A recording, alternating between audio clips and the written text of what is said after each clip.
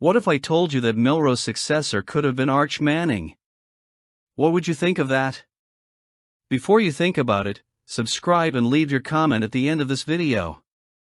For a moment, the idea of Arch Manning wearing the crimson of Alabama seemed possible. Peyton and Eli's nephew, one of the most talked about quarterbacks in the draft in recent years, seriously considered the Crimson Tide before committing to Texas. But in the end, the factor that weighed in his decision was something quite different from what many imagined: the need to stay out of the spotlight. According to his brother, Hyde Manning, Arch was looking for an environment where he could have more anonymity off the field. And, in his view, Austin offered that more naturally than Tuscaloosa. It's a reason that makes sense for a player with a huge name in the football world. But the question now is no longer about Arch and his decision. At Alabama, the reality is different. The quarterback position has a new name in the spotlight, and his time has come. With Jalen Milroe preparing for the next level, the battle to lead the Tide offense is wide open. And among the candidates, Ty Simpson emerges as the big name that everyone is watching. He arrived at Alabama as a 5-star prospect, carrying enormous expectations. Patiently, he worked behind the scenes while Milroe led the team, waiting for his time. Now, that time has come. The battle in spring camp will be intense, no doubt, but there is a feeling that Simpson has what it takes to take over the reins of Kalen DeBoer's offense. He has the talent, the reading of the game and the experience in the Tide system, in addition to the support of a locker room that knows he is prepared for this moment. Sure, Austin Mack and Russell are also in the running, but Simpson has the advantage of experience and internal respect. Now, Alabama fans are turning to him. No more speculation about Arch Manning, no more wondering what could have been. The reality is this: Ty Simpson has a chance to be the next great Tide quarterback. And if there's one thing the history of this program teaches us, it's that those who seize their opportunity write their names in Alabama lore. Let's get going! Alabama continues to show why it remains one of the most respected programs in college football, not only on the field, but also in recruiting. The latest evidence of this? The offer to Grant Havlin, one of the most promising tight ends in the 2027 class. The player from Milton High School, Georgia, already has more than 15 offers in his pocket, including programs like Georgia, Miami, and Texas. But it was Alabama's arrival in the race that caught his attention. And rightly so.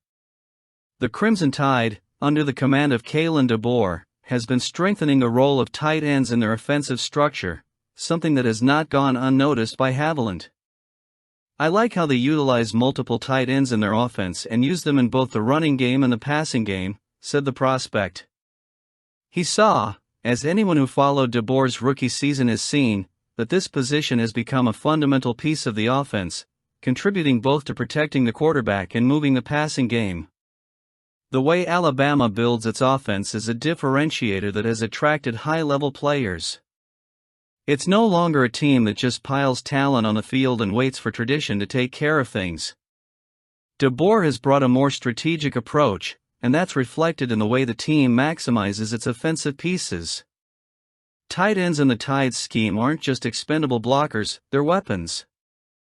And for a player like Havlin, who already excels at both blocking and receiving, this offer makes perfect sense. Havlin brings an impressive physical profile to the position. He's a solid blocker, both inline and wide, and has shown the ability to run good routes and catch passes with confidence. In an offense that prioritizes versatile tight ends, his ability to fit into multiple roles could be a factor that further fuels Alabama's interest. Furthermore, Havlin's own response to the offer reinforces the impact that Alabama still has in the recruiting game. "This offer means a lot to me, especially after watching them in the past and how dominant they've been," he said. Even with the rise of other programs and changes in coaching, the Tide remain a beacon, a destination that young talent still sees as the best showcase for the next level. Alabama's entry into the race for Havlin not only elevates his status as a prospect, but also reinforces a trend that has been clear under DeBoer: the team isn't just looking for the best players available, it's looking for those who fit perfectly into its offensive philosophy. And if Havlin decides to don the crimson and white, you can bet that we'll see another tight end become a key player in this new Alabama. The Alabama-Georgia rivalry is one of those stories that transcends the simple fact that two teams take the field to play a college football game. It is something bigger, almost like an annual ritual where tradition, pride, and legacies are at stake. And if there is one thing we can say for sure, it is that the next meeting between these two college football giants, scheduled for September 27, 2025 at Sanford Stadium, will be more than just a game.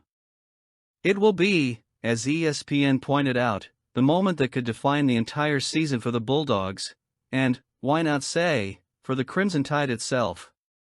It is undeniable that Alabama experienced a year of transition last season. Without Nick Saban at the helm, the program entered a new era with Kalen DeBoer. It was not easy, of course. The Crimson Tide failed to reach the college football playoff for the first time in years, which raised questions about the team's future. But that does not mean that Alabama has lost its relevance or its decision-making power within the sport. On the contrary, even with the changes, the team continues to be seen as a constant threat.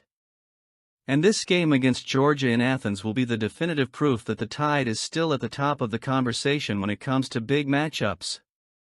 The ESPN article highlighting this matchup as the most important on the Bulldogs' busy schedule is no exaggeration.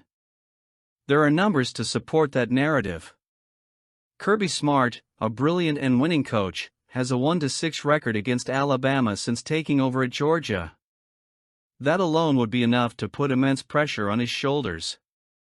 But there's more. The Bulldogs have an impressive 31-game home winning streak, reflecting the team's absolute dominance on its home turf in recent years. However, Alabama always seems to find a way to challenge that streak. The last time the Crimson Tide visited Athens, in 2015, they came away with a convincing 38-10 victory. That record weighs heavily on the minds of Georgia fans. Kalen DeBoer knows this. He knows that to cement his position as Alabama's new leader, he needs to show that the program hasn't lost the winning DNA that made it a national power over the past few decades. And facing Georgia in its home stadium, in front of a deafening crowd, will be the perfect test. It's not just about winning, it's about reaffirming Alabama's place in the college football pantheon. Even with a rookie quarterback, Simpson, the most experienced name on the current roster, the Crimson Tide carries with them the confidence of those who know they can overcome any adversity. On the other side, Georgia will try to finally break the mold. The Bulldogs have all the tools to do so, one of the best programs in the country, a talented coach and a defense that is usually relentless. Gunnar Stockton, the likely starter on offense, will have the task of leading the team in a decisive moment. But, as ESPN's Mark Schlabach points out, Georgia has already shown that it can bounce back from losses to Alabama. Last season, the Bulldogs nearly turned around a seemingly lost game, erasing a 30-7 halftime deficit to take a 34-33 lead.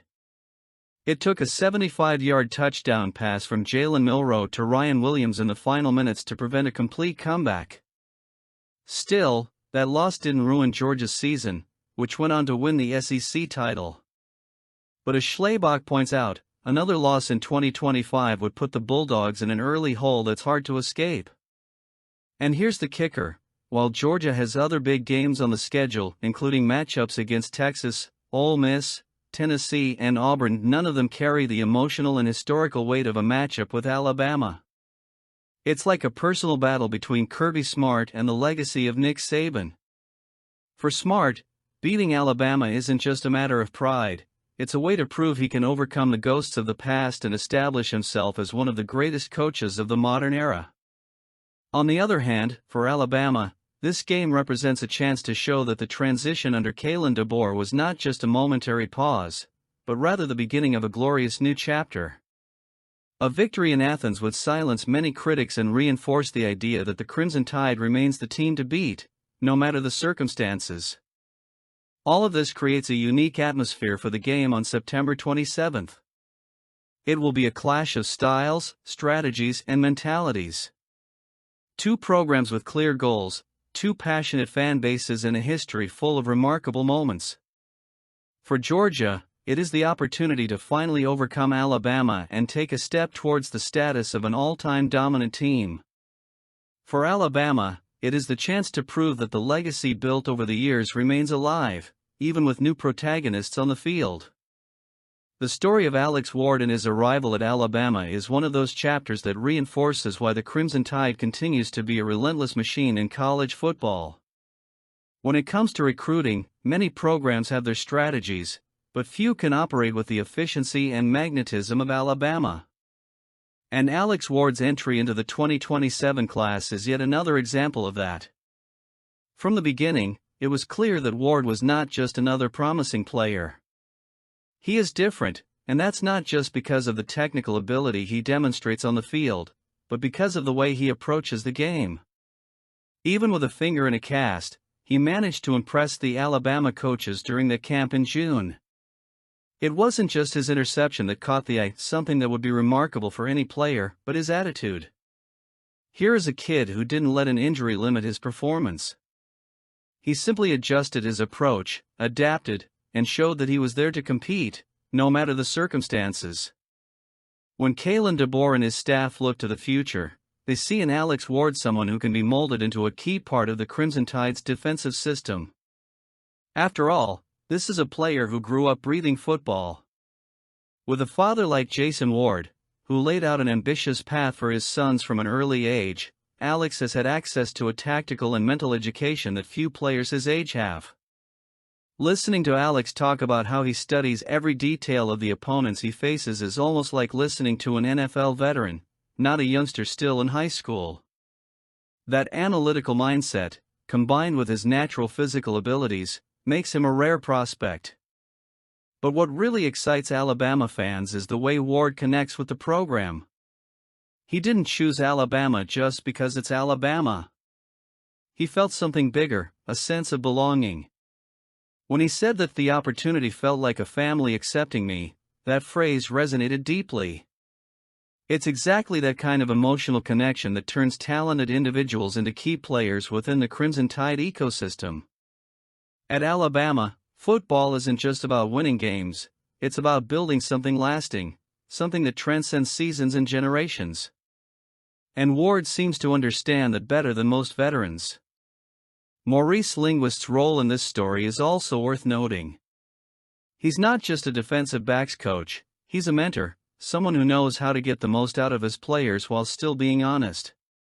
When Ward talks about how Linguist pushes and challenges him, it's clear that there's a relationship of trust being built there. Linguist isn't just recruiting a player, he's investing in a young man who has the potential to become one of the best cornerbacks in the country. And that's something Alabama has always done well, finding diamonds in the rough and polishing them until they shine brightly. Another fascinating point is the comparison between Alex and his brothers. Jace, at Jackson State, and Christian, going through the recruiting process, are examples of how the Ward family breathes football. But Alex seems to have found his ideal place. While Christian is finding his way as a wide receiver, Alex is destined to shine as a cornerback. And the fact that he's being compared to the likes of Josh Norman, a Pro Bowl player in the NFL, only reinforces how special he can be. Norman taught Alex something crucial: the mental game is just as important as the physical one. And that's something Alabama, under DeBoer, understands deeply. They're not just training bodies, they're shaping minds. Walton High School recruiting coordinator Monty Bumper said something that sums up who Alex Ward is: he can turn it on and off. That's rare for players at such a young age. Many come into high school with an unstoppable energy, but Alex has maturity. He knows when it's time to work hard and when it's time to relax. That ability to manage his focus will be essential as he advances in the competitive world of college football. And then there's the words of head coach Daniel Brunner, who categorically stated that Alex has a chance to be the best cornerback in his class. That's a bold statement, especially considering the amount of talent that emerges each year in the draft.